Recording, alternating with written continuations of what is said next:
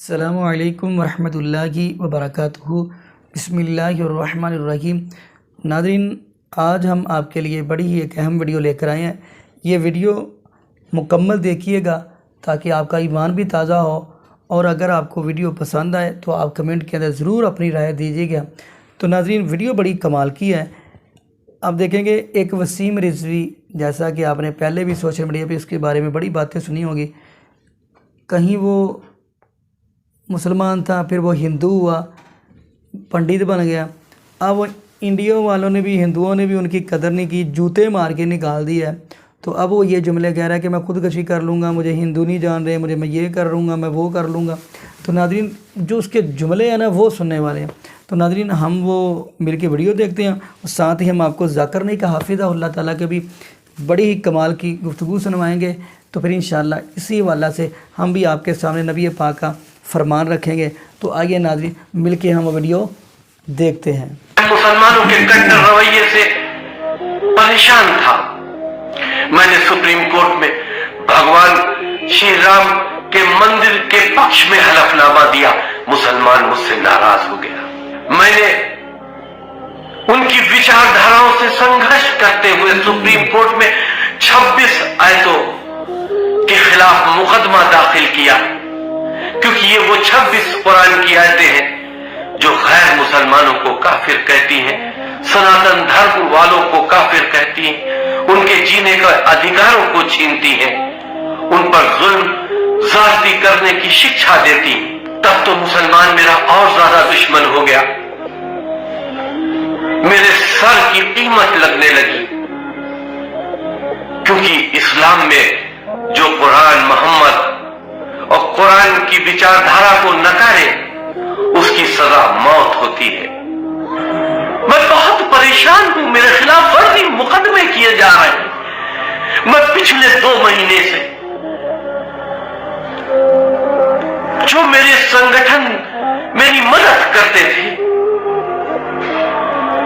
جو رام جنم بھومی میں اور دوسرے ایشوز میں میرا ساتھ دیتے تھے، میری کوئی مدد کرتا نہیں، لیکن سب آشواسن دیتے ہیں کہ میں آدرنی مکھ منتری جی سے بات کروں گا، لیکن حالات تو بدتر ہوتے چلے جا رہے ہیں۔ میں ایک اناج کی زندگی سناتن دھرم میں گھر واپسی کے بعد بتا رہا ہوں، لیکن ان باتوں سے میری اسلام دھرم کے ماننے والے ملا جو مجھے تکلیفیں دے رہے ہیں، وہ کٹر پنتھی ملا خوش نہ ہو، کیونکہ یہ میرے سناتنی پریوار کی اندر کی باتیں ہیں۔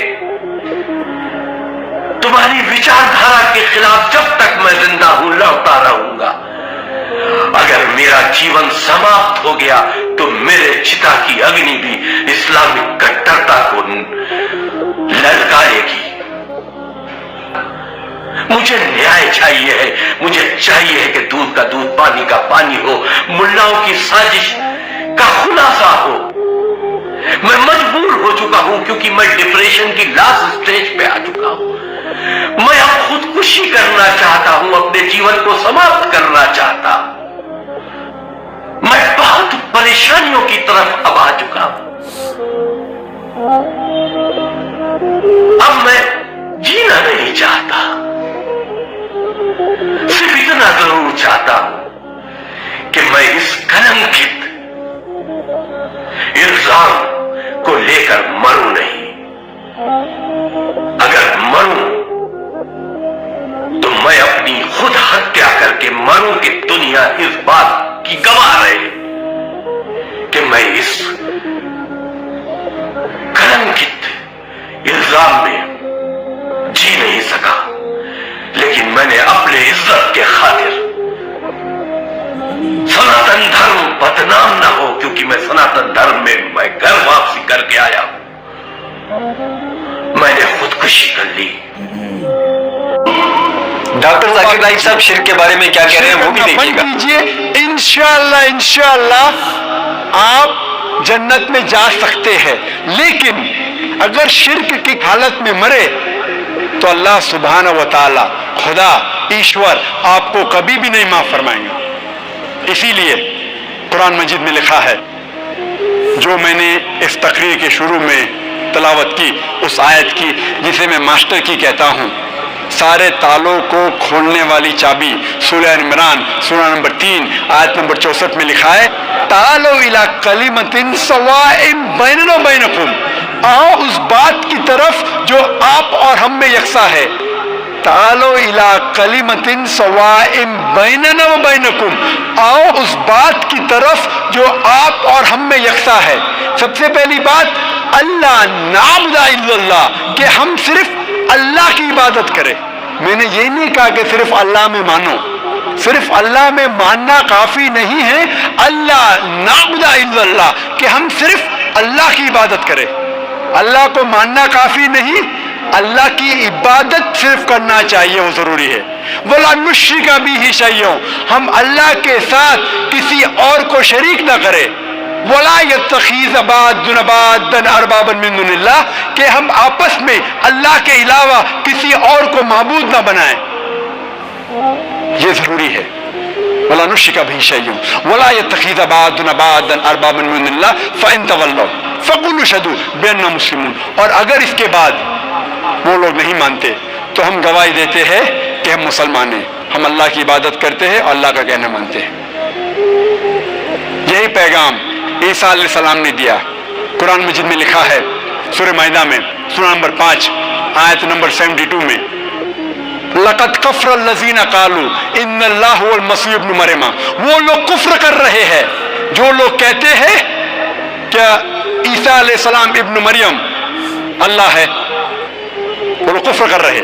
وقال المسیح، لیکن عیسیٰ علیہ السلام نے کہا، یا بنی اسرائیل، اے بنی اسرائیل، اعبدوا اللہ، اللہ کی عبادت کرو، ربی و ربکم، جو میرا رب اور آپ کا رب ہے۔ انما یشرک باللہ، اگر اللہ کے ساتھ کسی نے دوسرے کو شریک کرا، فقد حرم اللہ علیہ الجنہ، جنت آپ کے لیے حرام ہو جائیں گی، وما وہ النار وما للظالمین من انصار، اور آپ کے لیے جہنم کی آگ ہے، اور ظالم کے لیے آخرت میں کوئی مددگار نہیں۔ عیسیٰ علیہ السلام فرماتے، انما یشرک باللہ، اگر اللہ کے ساتھ کوئی کسی کو شریک کرتا ہے، فقد حرم اللہ علیہ الجنہ، جنت اس کے لیے حرام ہے، وما وہ النار وما للظالمین من انصار، اور اس کے لیے دوزخ کی آگ ہے، اور ظالموں کے لیے آخرت میں کوئی مددگار نہیں ہے۔ قرآن مجید میں اللہ تعالیٰ فرماتے ہیں سورہ انعام میں سورہ نمبر 6 آیت نمبر 108 میں کہ جو انسان غلط خدا کی عبادت کرتے ہیں، آپ ان خداؤں کو گالی مت دو، ورنہ یہ لوگ جہالت میں اللہ کو گالی دیں گے۔ لکھا ہے قرآن مجید میں سورہ لقمان میں سورہ نمبر 31 آیت نمبر 27 میں، اگر آپ اس دنیا کے سارے جھاڑ کو قلم میں تبدیل کریں گے اور سارے سمندر 7 سمندر ملا کے اگر سیاہی میں تبدیل کریں گے، پھر بھی آپ ان سے اللہ سبحانہ و تعالیٰ کے شبد نہیں لکھ سکیں گے۔ اس تقریر کو میں ختم کرنا چاہتا ہوں اللہ سبحانہ و تعالیٰ کی آیت سے، سورہ حج سے، سورہ نمبر 22 آیت نمبر 73 میں، جو اللہ تعالیٰ فرماتے ہیں کہ اے لوگو،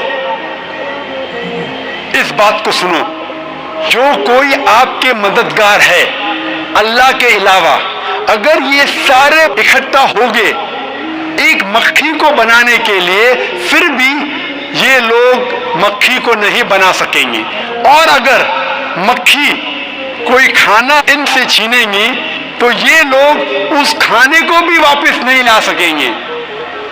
کمزور ہے وہ لوگ جو غلط خدا کی عبادت کرتے ہیں، اور کمزور لوگ ہیں وہ جس کی عبادت کرتے ہیں۔ وآخر دعوانا الحمدللہ رب العالمین۔ جی ناظرین، آپ نے یہ ویڈیو ملاحظہ فرمائی تو یقین مانیے ذاکر نائک حافظہ اللہ تعالیٰ نے بڑی ہی کمال کی گفتگو کی ہے، اور ایک طرف یہ وسیم رضوی ہے ظالم بدبخت، اللہ پاک اس کو نیست و نابود فرمائے۔ تو آئیے ہم اسی حوالہ سے، یہ جملے کہہ رہا ہے کہ میں خودکشی کر لوں گا، اسی حوالہ سے ہم ایک حدیث دیکھتے ہیں۔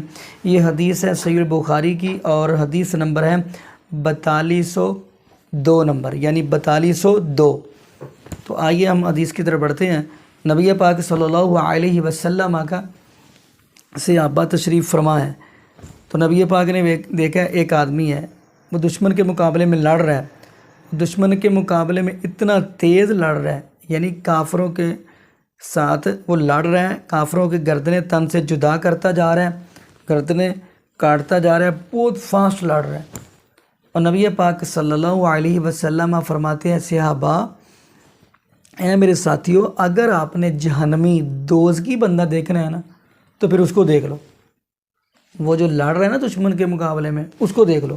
صحابہ پریشان ہو گئے کہ اللہ کے نبی جی، وہ تو دشمن کے ساتھ لڑ رہے ہیں، ان کی گردنیں تن سے جدا کر رہے ہیں، ان کو مار رہے ہیں، ان کو جہنم رسید کر رہے ہیں، اور آپ کہہ رہے ہیں یہ جہنمی دیکھنا تو اس کو دیکھ لیں۔